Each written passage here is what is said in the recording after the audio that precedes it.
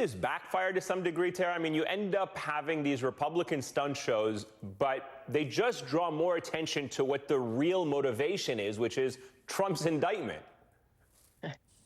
One would think, but that's here on Earth 1.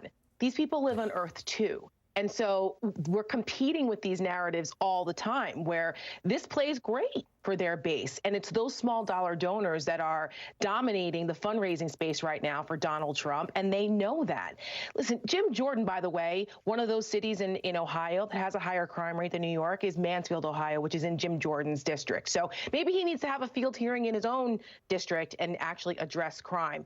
The hypocrisy is just, it's laughable at this point. But you have to understand something. This is what Jim Jordan does. He is a Donald Trump lackey. He's a political show pony, and he's using the Judiciary Committee to be a MAGA messaging extension of the MAGA messaging operation. He did a field hearing in Yuma, Arizona on the southern border and immigration. That, well, you know, you don't usually take the Judiciary Committee out on field hearings for these very specific politically charged issues. When I worked in Congress for 7 years, I could probably count on one hand how many times the Judiciary Committee actually went on a field hearing somewhere. A lot of times it's to draw attention, and this is what they're doing. What's happening here in New York City, the audacity of these people to call themselves conservatives when they are supposed to believe in federalism, but yet they are directly interfering with a state prosecution. That was anathema back when I was a Republican. No, I was just going to say. Today it's lauded as, right? Today it's lauded as somehow they're being heroes because they're sticking it to the libs. They're owning the libs.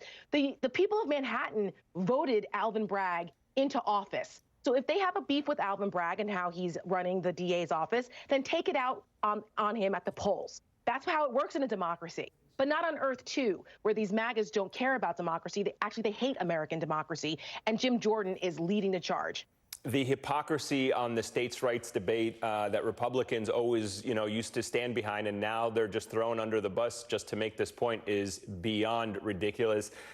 Tara, Republicans have had the House, I believe now for more than 100 days. Not much to show for it. So far, all they have to show for it is a messy speaker's fight that took 15 rounds, threats to blow up the economy over the debt ceiling, which they're not doing anything about, bogus hearings like the one we saw today in Manhattan, hardly a proactive vision of governance that the American people elected them to deliver on.